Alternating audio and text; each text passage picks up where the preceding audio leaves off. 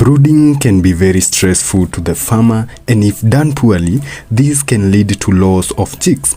I know of farmers who keep off poultry farming because of the narrative that brooding is difficult and risky. Yes, of course, it's not easy, and I agree to it that it is risky, but it depends on how you approach this whole thing. It is very possible to achieve 98% chick survival rate during brooding. In today's video, I will discuss with you the preparation procedures you should do 7 days before your chicks arrive at the farm.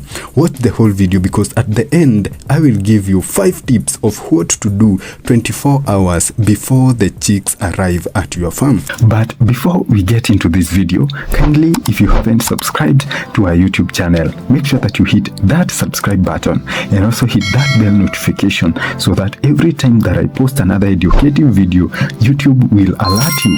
Also, make sure to hit that like button and also the share button because they help this video to be shown to more farmers so that they can be able to get this important information. You can also tell us where you are watching us from and leave your suggestion and questions in the comment section below.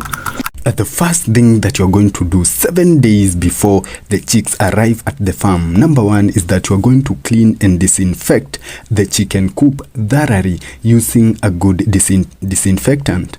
Pathogens, for example bacteria and viruses, are the major causes of many diseases that affect our chickens. Some pathogens are very stubborn and persistent. That is why disinfecting the chicken coop 7 days before the chicks arrive at your farm is so crucial to make sure that the health of the chick is guaranteed.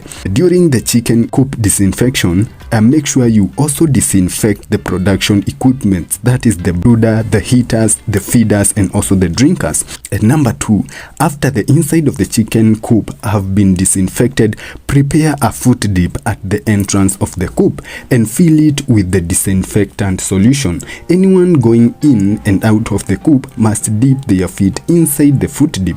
This is a very good biosecurity measure to ensure no pathogens gets to reach the chicks from the outside. This helps to control disease transmission. The third important thing that you're going to do is cover up the walls with translucent polythene material. This is to ensure the openings are covered so as to trap heat and stop wind in the chicken house during brooding. The fourth important thing that you're going to do is to lock up the chicken coop. This is very essential because it makes sure unauthorized people cannot get into the chicken house. Also, this will keep away rodents and other intruders who can bring diseases into the chicken coop before the chick arrive at the farm. Now that we have discussed what to do 7 days before the chicks arrive at the farm, as I had promised you, let me tell you what to do exactly 24 hours before the arrival of the chicks at the farm.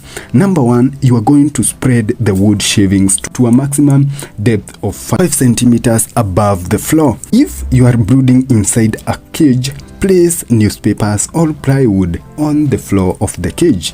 Number 2, you are going to light up the heaters. You can be using, for example, the electric bulbs, the charcoal burner, stove, or the gas brooders, etc. It depends on which heater you choose to use. Also place a digital or analog thermometer to monitor the temperature of the brooders. The required temperature of the brooder at that day when the chicks arrive at the farm should be 34 degrees Celsius or 93 degrees Fahrenheit. Number 3, you are going to make sure the light from the bulbs is sufficient and that the floor is easily seen. If there is a need to add more bulbs, do so immediately. This will ensure that the chicks will be able to see the feeds easily without struggling. If they do not see the feeds properly, then they are not going to eat, and this can lead to fatalities. Number 4, you are going to arrange the feeders and the drinkers based on the number of the chicks. And the fifth thing that you're going to do is that you're going to adjust the feeders and drinkers well so that the chicks can reach the feed and water easily. After doing this, now you are ready to receive the chicks. and you will be guaranteed of a high chick survival rate. Make sure that you click the video on your screen right now so that you can be able to know how banana leaf meal can be used to boost growth rate and the performance of the broilers in your farm.